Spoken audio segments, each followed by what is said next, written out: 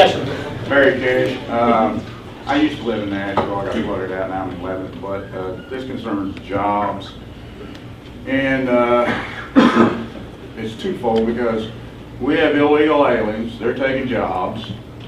And in good times, nobody pays attention to what's going on in government because they're too busy taking the family out to dinner, taking vacations. But in bad times, there's a microscope on government. And then they really notice how there's elitists in government, how there's overspending. We have dividers on the highway made out of cable. That cable is made in China because I know the truck drivers who deliver it. It's not even made in America.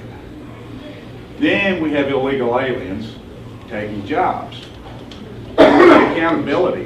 Where do we verify them? How do you vet? There's nothing to stop people from hiring them. I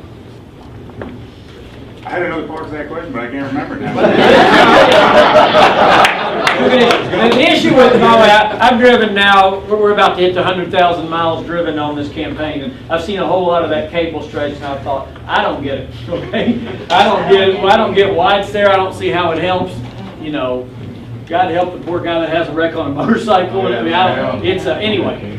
But that makes sense. But back to the original thing with illegal immigration, it is here's what you have to do. You have to address it at the source of the problem.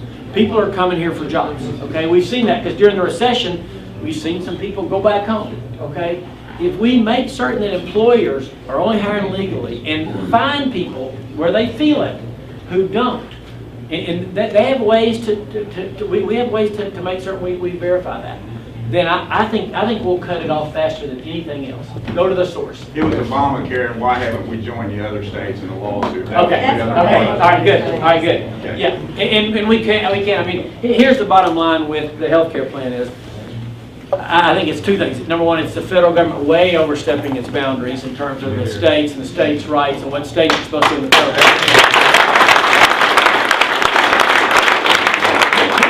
Is that somebody said, well, it's a practical answer. But as the governor, you have to look at the practical answer. Here's the other thing is, it's going to cost us an additional $300 million a year for the state. Forget what it's going to cost you as a federal taxpayer. For the state, it's going to cost us $300 million a year. Okay. Remember I said we were $1.5 billion in the hole? Yeah. Okay, well, that goes into place in 2014. If we clawed our way back out of that hole by then, somebody just poured dirt back on our head, okay, with that. And so it is a major issue. We need to look at challenging it every way we can. I don't know if the Attorney General is doing that with help, but I think it's helping Congress, okay?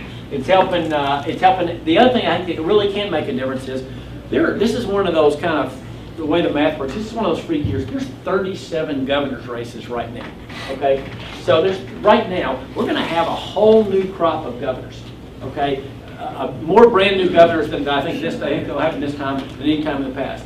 If those governors really will link together, and band together and say, whoa, Washington, let me tell you what you're doing to us and why that's wrong, I think you can make a big difference. And right now, I mean, we're 15 days away from Election Day, but right now, if things keep going the way they're going, I think you have a chance, in my opinion, to get in touch. Is that your intention to challenge them? You bet. But like I said, it's going to cost. Number one, I think it's wrong. Number two, we don't have the money to pay for it. That money's going to come out. That $300 million, it's going to come out of somewhere. Education, or building roads, or running prisons. We don't have a magic drawer with $300 million in it.